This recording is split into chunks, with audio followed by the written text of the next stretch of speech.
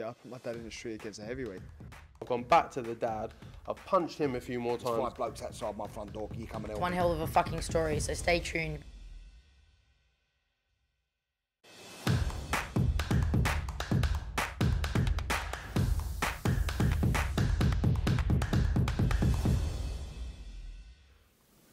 This is Umar Ahmed for IFL TV, proudly sponsored by Everlast. We're at the headquarters of Frank Warren. I'm joined by Frank Warren. Now, I know we did something on Sunday with Joyce. Yeah, that gathered, I think, 170,000 views on YouTube so far. Yeah, but there would have been people who hadn't watched it. So for the purpose of that, I will repeat a few of the questions I asked you on Sunday. But yeah, how was your weekend overall, Frank? Yeah, I had a nice weekend, nice quiet weekend. Watched the football, some great football on. Arsenal won. Top of the league. Watched the boxing, obviously, and watched a lot of football over the weekend. I thought the Premiership has been brilliant, and some really fantastic games, and enjoyed them. Well, I didn't have the same sentiment because we got battered by Leeds 3-0. But anyways, moving on from the Premier League. Yeah, it's just I know I asked you on Sunday, but as I said, some people hadn't watched the interview. So yeah, your reflections. We're speaking on Tuesday now about Joshua's third loss. Well, I just think he got beaten by the better man on the night. I thought he tried much harder this time, but as I felt before the fight, USYK has his number, and he has it. And if he fought him, if he fought him 100 times, he'd beat him 99 times, in my opinion. You know, he did try. He caught him with a good shot. Was it in the 9th round? That big punch, but he absorbed it, and came back and won the latter rounds. I thought the judge who scored him, was he 5 up going into the 7th round? Should not be allowed to judge fights again. It's disgraceful, those things. And I don't understand how some of the media made him win. There's a couple of guys there who I'm shocked at. They thought that he won the fight. I don't know what planet it was on. And his corner at times, I don't know if it was in the corner, was telling him he was winning the fight. I don't know again what fight they were watching and giving him sort of false sense of security. Maybe that's why at the end of the fight, when he heard it was a split decision, or the first announcement, and he thought he was going to get it. I think that's the real reason he threw the belts. I think he generally thought he won the fight. He stormed off, and I think he got to the near the exit or the entrance to the dressing room, and then came back and realised, his behaviour wasn't really good. And came back, and I think from there it just tried to retrieve it, and it just went from bad to worse. Okay, yeah, you're referring to Glenn Fellman's scorecard there of 115-113 to Joshua. How did you have the fight, Frank? I thought he won it by 4 rounds, minimum. And over the 24 rounds that they shared, I know it was a long time ago, but how many rounds did you give Joshua across the 24 rounds? Oh, you caught me on the hop there. Well, I thought the last fight, I thought he won nearly. I thought he was lucky to get 2 or 3 rounds in the previous fight. So what did he get? If he got 8 of those rounds, that'd been about it. Okay. Yeah, that 115-113. If he got that.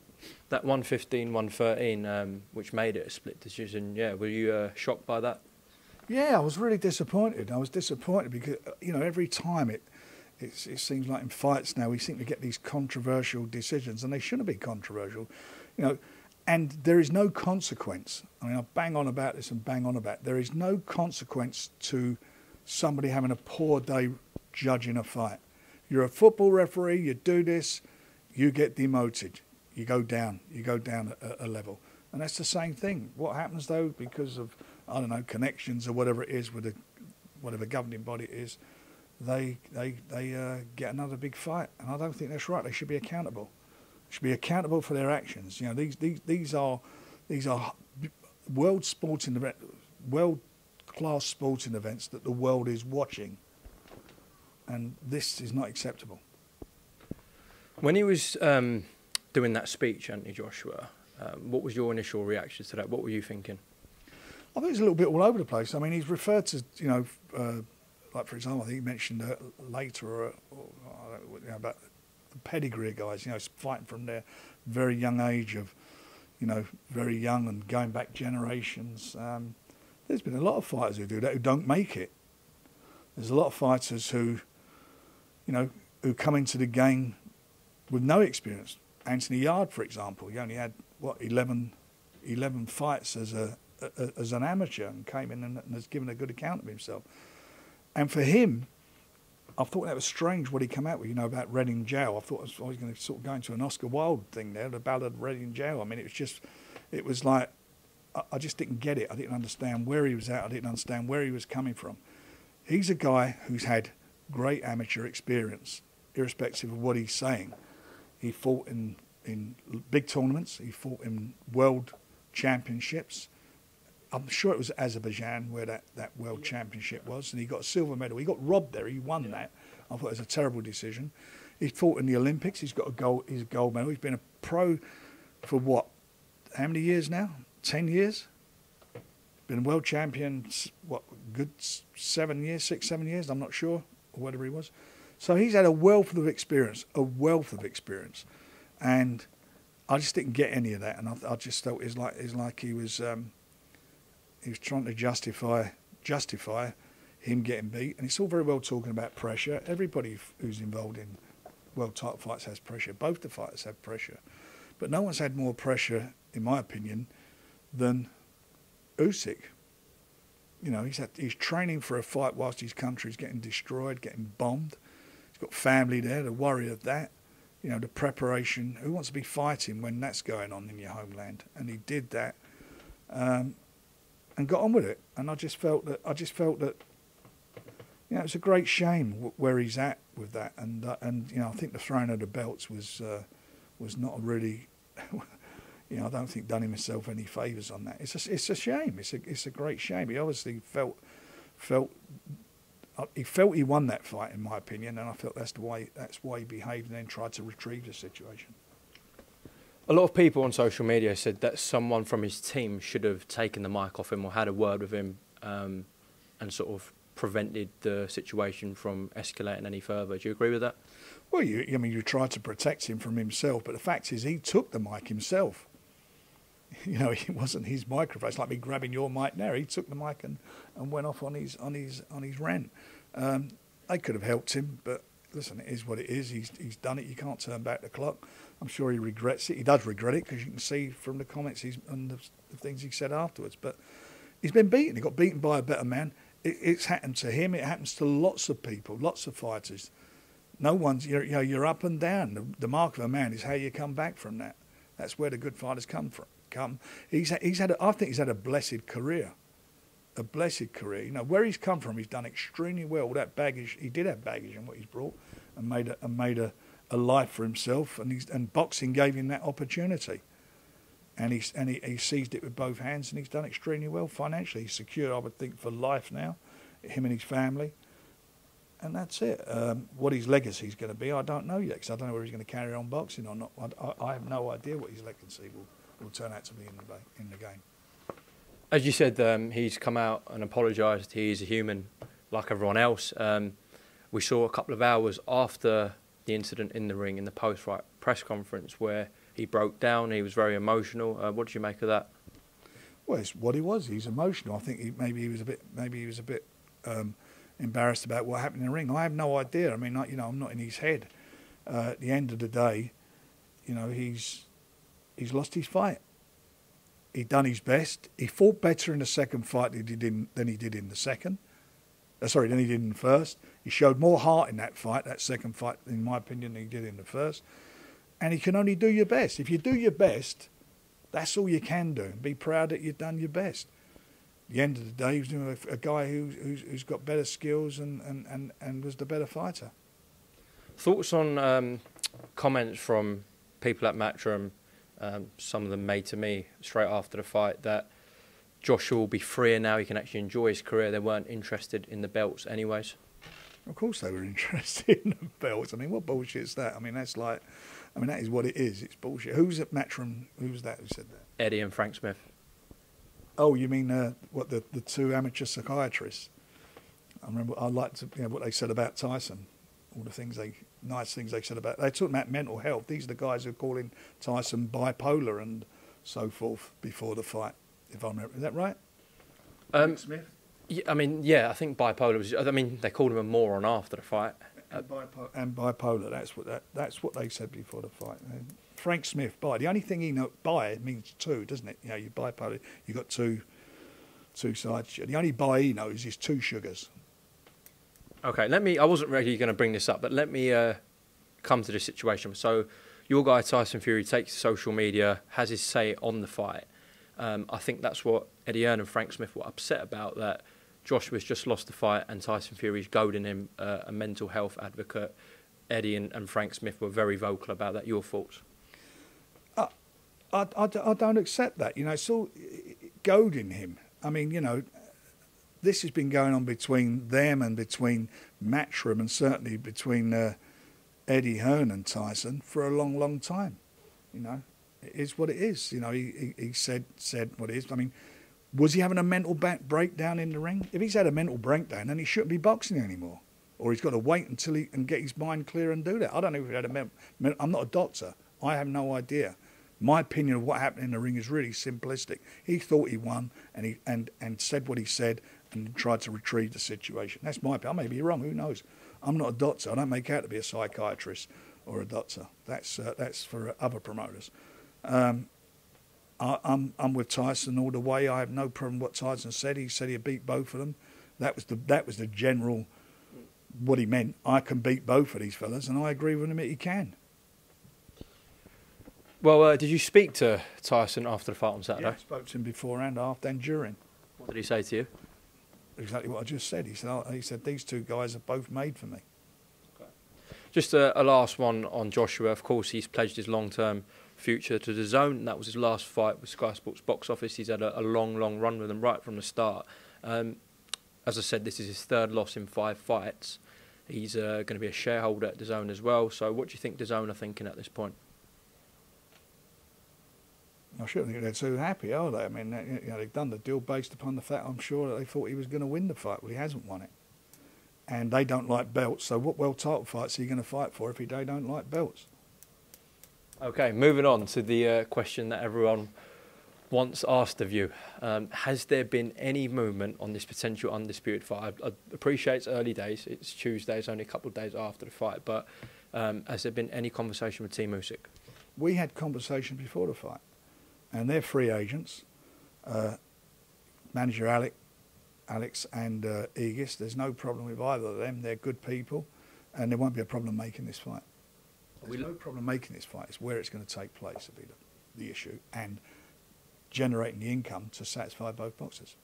Okay, can I ask, has there been any approaches from the Middle East, Saudi Arabia, Prince Khalid about staging Fury v USYK? No. Okay. It's reported that Saudi, before this fight, had a date penciled in on December 17th, the day before the World Cup final, about staging this undisputed fight. Of course, that undisputed fight would have to be between Fury and USYK. So is that a potential Saudi December 17th? I have no idea. We've not had a conversation about it. We had no conversation with them about it. At the moment, it's a fight that both the fighters want to make, and it's an historical fight. This is 4 belts. It's probably the biggest fight since Ali Frazier. I really do feel it's big because they're both undefeated. Tyson's the best of his generation. According to some quarters, that Usyk's the best pound-for-pound fighter in the world. It doesn't get any better than that. This is the blue ribbon event of world boxing, the heavyweight championship for the 4 belts, to find out who's the best heavyweight on the planet. These things happen very, very well. They happen very rarely. And if a country wants to, or somebody wants to host this event, then they're going to have to dig deep.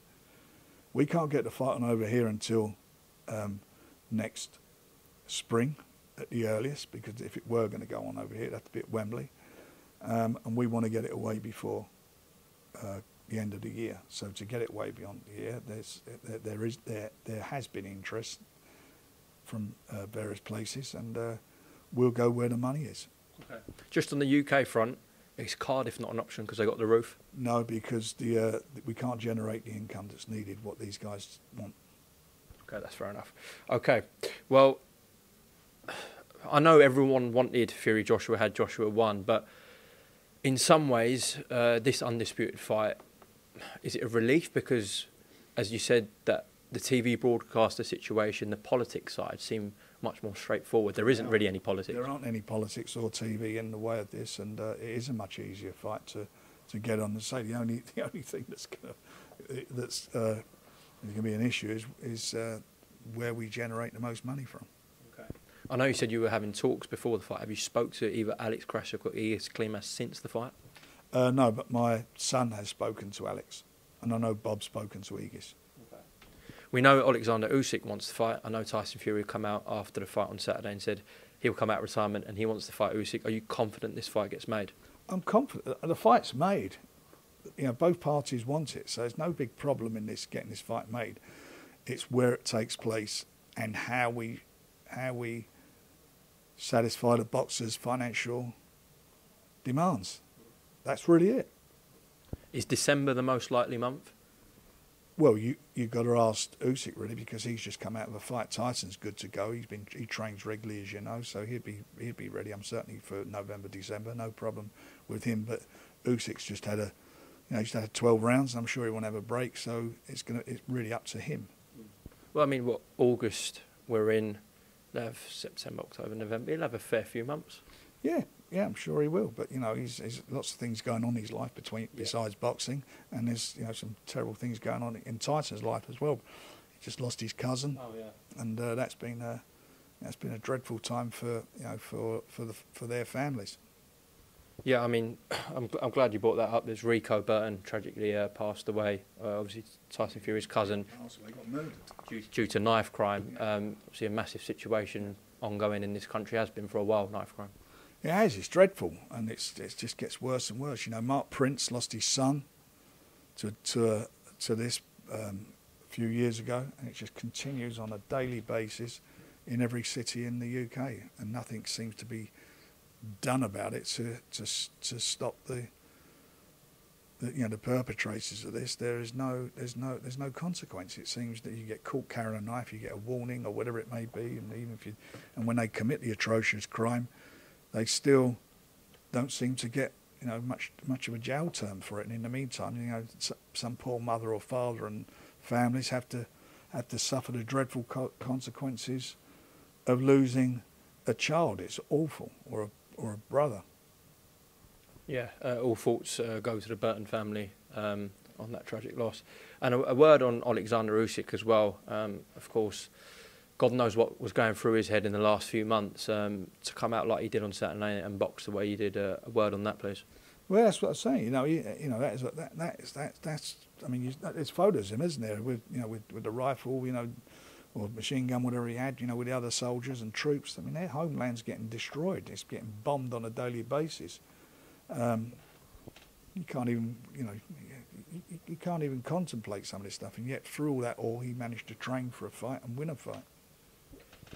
Frank, I saw an interview on Seconds Out where Mauricio Suleiman declared that Tyson Fury has till Friday. Now, I didn't watch the interview, I just saw that headline. So what is Mauricio getting at there? Well, there's no problem. Tyson, first of all, he has no mandatory due, and secondly, he's going to defend. He's going to participate in a unification fight. Okay.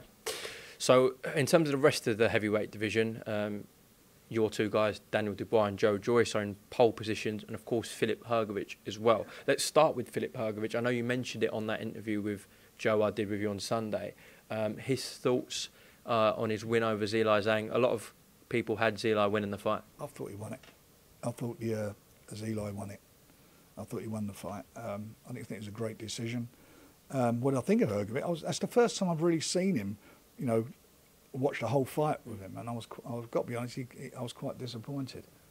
He seemed he was all over the place. I didn't know where he was at in the fight. A couple of moments in there, but what does he bring to the table at the moment? Not a lot.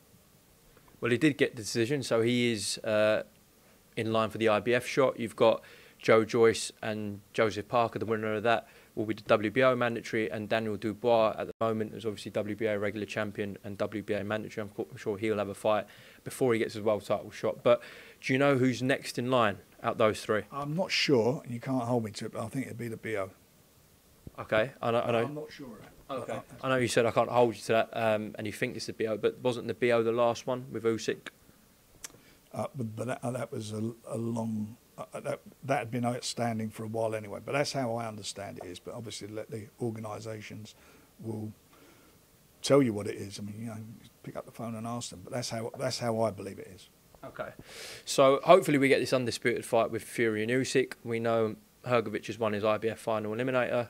As I said, the winner of Joyce and Parker live on BT Sport Box Office in Manchester on your card will be the WBO mandatory. In terms of WBA, Daniel Dubois is sitting pretty at top, but he will have a fight, you said, before that world title shot. Has there been any development on that with Daniel? No, we're still working, and I expect something to be hopefully over the line by the end of the week, early next week, and I hope we can do a press conference next week.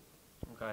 Again, I've asked you this 2 or 3 times. Strong rumours that it's Dillian Whyte. Can you make any comment on this? I can. That's 4 times you've asked me.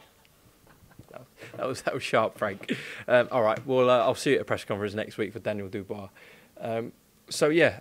Moving on from the heavyweight. Actually, just one last question on Daniel Dubois. Has there been any movement on him getting paid from Don King? I've not been confirmed, but I understand that I'm told that there are moves to pay him. Okay, I'm glad to hear that. Okay, moving on. You told me last time that due to a potential injury for Bietbiev, that fight with Anthony Yard might go on in the spring rather than the back end of this year. So what's the situation with Arta? Is he injured? That's what I've been told by Top Rank. That's what we were told, and we're not going to let Anthony sit around. If that's the case, he will have a fight, and if that, hopefully, then they get the fight on sometime in January. Okay. If that's the case, but that's what we've been told. Okay. We saw on the card on Saturday, Callum Smith get a knockout victory. He's in line for that WBC shot with Arta Bietbiev. So what's the situation there? Well, he's got to wait, hasn't he? Because the WBO title fight is due, and we've agreed terms for that to take place with Top Rank. So that's a done deal. So, but he's got a great alternative. Fight Buatsi. There's a great fight there for them too, isn't there? I mean, it's what we did. We put, we did the fight between our 2 guys and got it on. So, they can do the same thing. Why wouldn't we? That's a great domestic fight to make.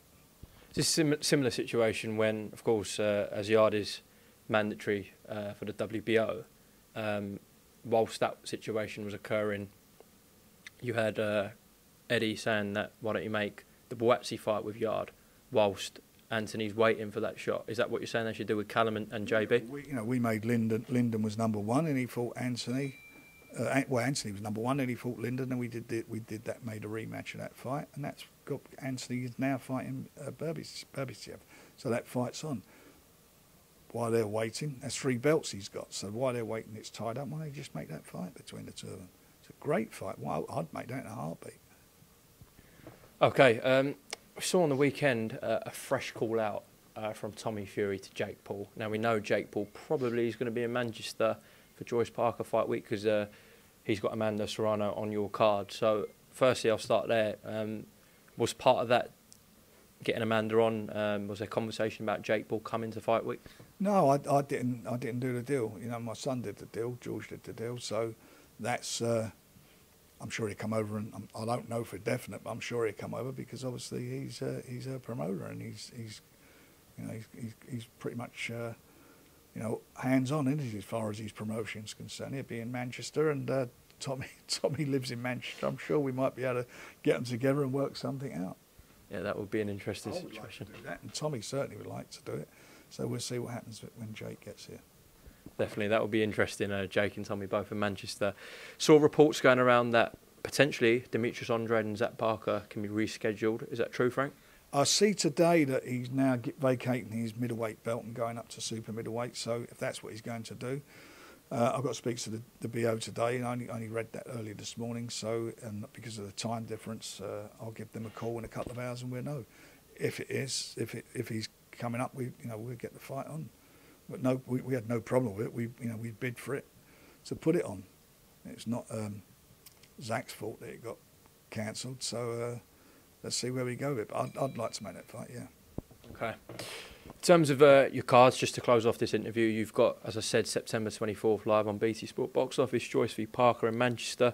The week before, you're going on the Friday night at York Hall. Denzel Bentley is back in action, headlining on September 16th. Yeah, just talk me through that card. Yeah, it's a good card. He's fighting Marcus Morrison, so it's a decent little fight, that. And you know, I want to see him obviously back out again. And you know, I like Denzel. I think he's really a true warrior. I mean, he come through that fight. We've got Hamza will be out as well in October, and who knows, next year we can get those two together. I think that'd be a big fight. It'd be a good East End fight. That definitely would be. So you've got your 2 cards in September, and then you've just said that Hamza's going to be out in October. So how many cards are you looking at in October, Frank? We would do a couple in October, a couple in November, and we may do one in December. For USYK? Maybe. All right, well, that's enough from me, I think. Frank Warren, thank you very much for talking to IFL TV. Is there anything you'd like to add to the people before we close off? No, I can't think of anything. We're all good, aren't we? It's just all good. You know, this heavyweight thing gets more and more exciting every day. Some good fights. I just hope we can get this over the line with Tyson and USYK. I think it's a tremendous fight. I think everyone watching will agree with that. Frank, thank you for your time. Yeah, I put my dad in the street against a heavyweight. I've gone back to the dad. I've punched him a few more times. 5 blokes outside my front door. Can you come and help One me? hell of a fucking story, so stay tuned.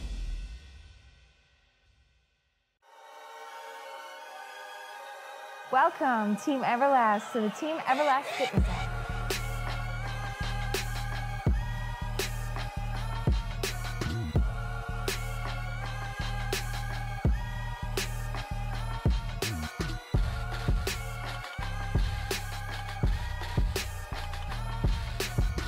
Download the Everlast Fitness app and find your greatness within.